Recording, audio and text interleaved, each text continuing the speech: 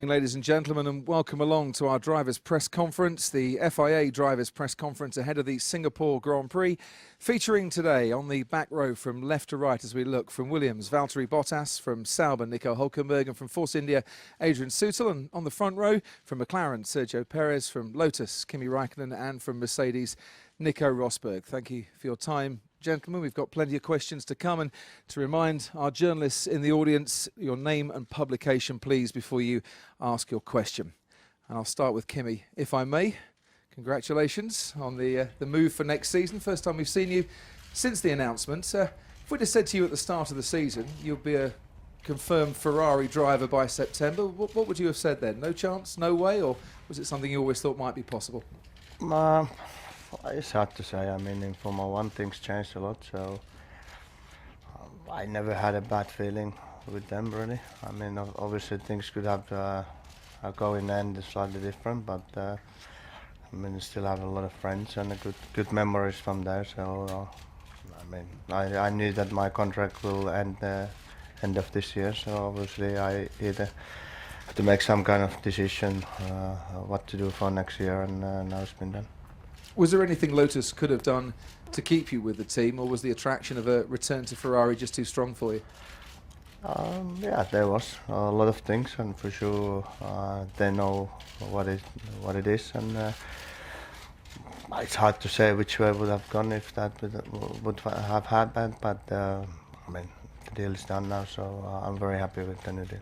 And what would you say is the biggest challenge for you then next season at Ferrari?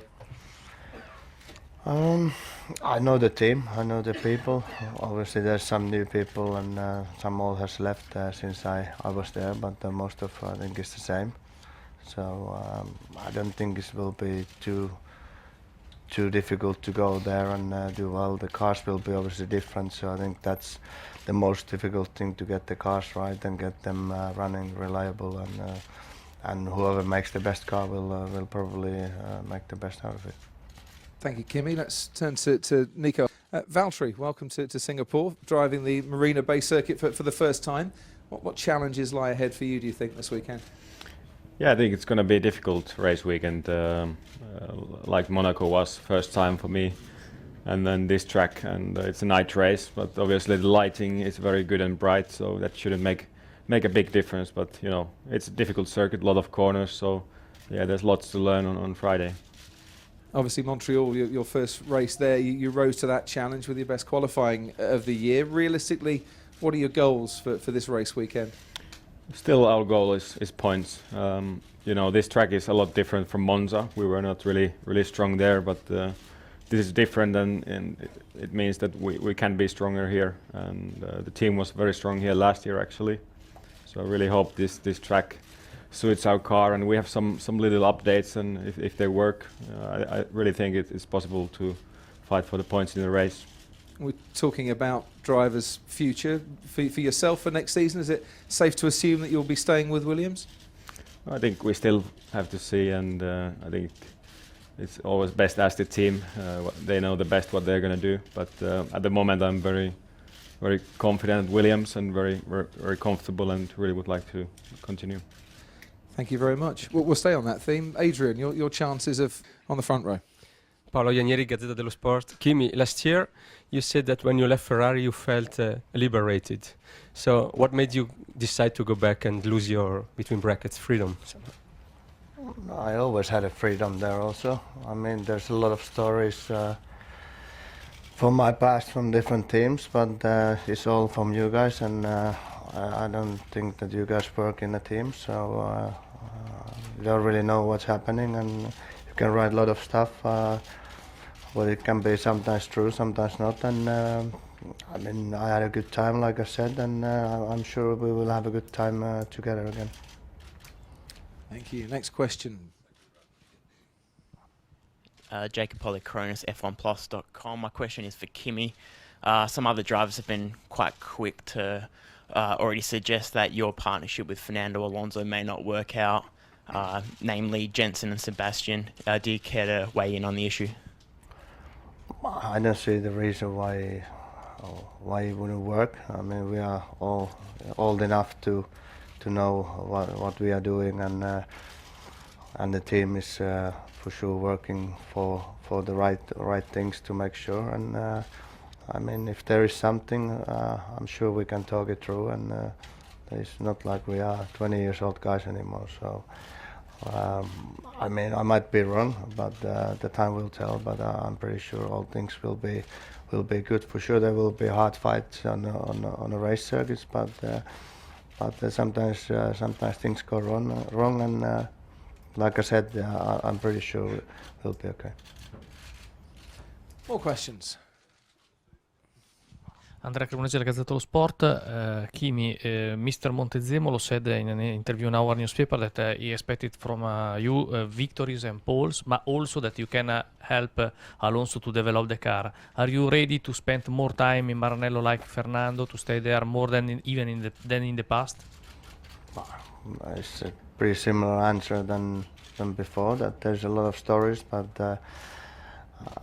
I mean, I think we done pretty good in this team where we started, and I don't see a reason why we shouldn't be able to produce a very good car for next year and keep improving it. And obviously it's the new rules, so it will be more challenge for all the teams. But I have no worries about those things.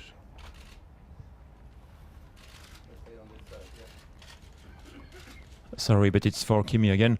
It seems that Lotus owes you a lot of money. So the question is simple: why, if the team doesn't fulfill its part of the contract, why do you respect yours, and why don't you stay simply at home? I like to race. I mean, obviously that's the only reason why I'm here.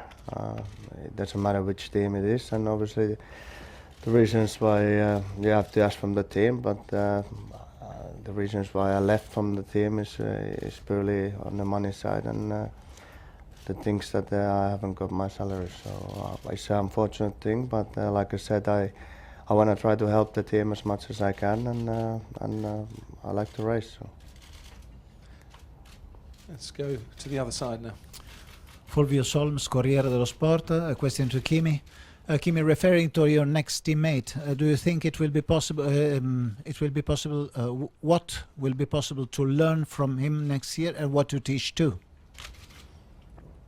I mean, for sure, you always learn from different teammates. All the people makes different things, and maybe they do something better than you. But then often there's a lot of things that only suits for one guy, and it's not even if you try to do the same thing for yourself, it's not gonna work. So I know the team, I know the people, and like I said, I have no worries to go there and have something that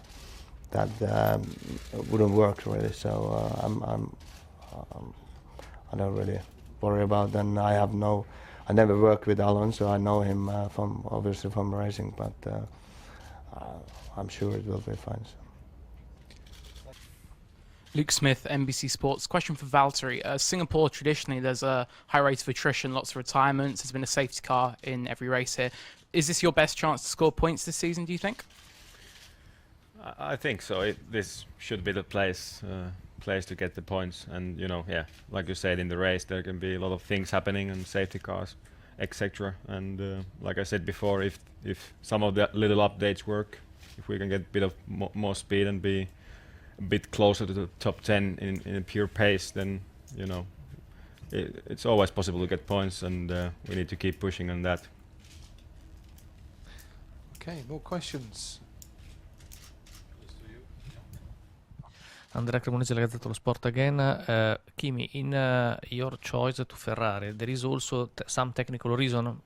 I think about turbo era. Do you think that Ferrari building itself engine and chassis could be a better chance to be a competitive car next year than a Red Bull or a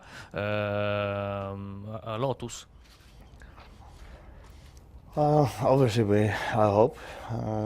They built very good cars and engines in the past, and a lot of championships they won as a team. And but then you have to look on the other side with the other teams, with Red Bull.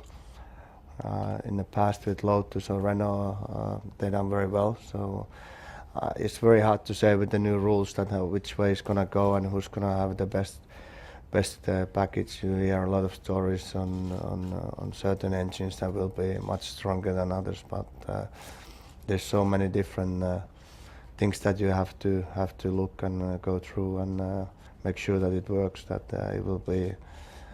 I have no idea which team will be strongest and will come out on the top. So we have to wait and see really for the first few tests. Interesting. Thank you, Kimi. More questions? And thank you very much for your honest answer there and for your questions, ladies and gentlemen. To our drivers, thank you and good evening.